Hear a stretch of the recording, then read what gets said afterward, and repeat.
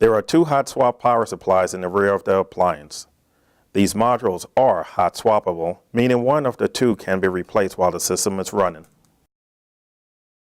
To remove the power supply module, first unplug the power cord of the failed module.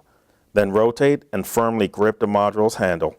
Push the orange release latch number 2 towards the handle number 1 and hold in this position. Pull the failed module from the appliance and set it aside.